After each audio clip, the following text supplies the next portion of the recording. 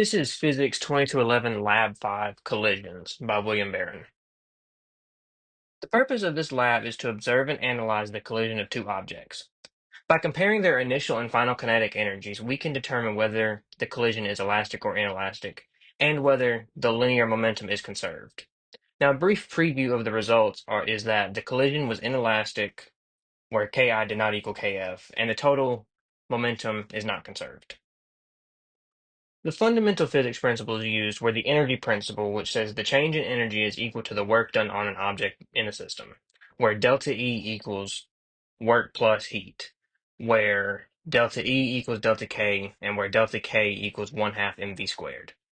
The conservation of linear momentum, which says during a collision the total linear momentum is conserved, or that P total final equals P total initial.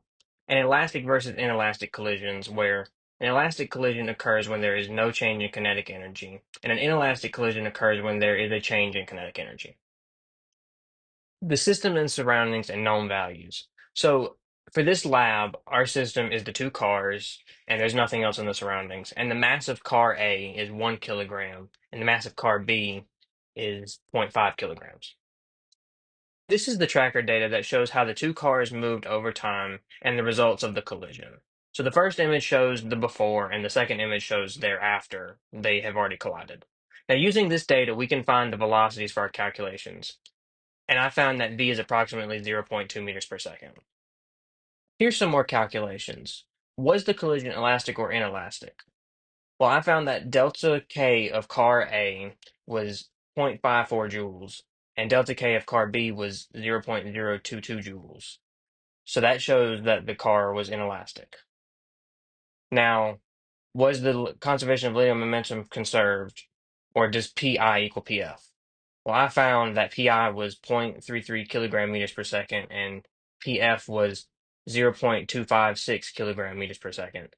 So that shows that the conservation of linear momentum was not conserved. Possible sources of error. Since this was a choose your own adventure lab, I chose to only have tracker data and not a computational model.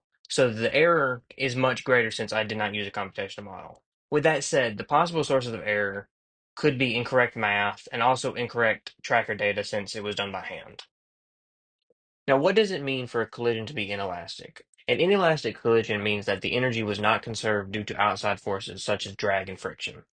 Now, this helps show the case of why our collision was inelastic, because we did not take into account drag and friction in our calculations. What if the collision was elastic? What could it look like? If it was elastic, then that would mean that the energy was conserved. An example of a collision being elastic is if the first car were to move and hit the second car and completely stop, and the second car was to move after the impact. So, in conclusion, this lab showed how the collision was inelastic, where Ki did not equal Kf, and that the total momentum was not conserved.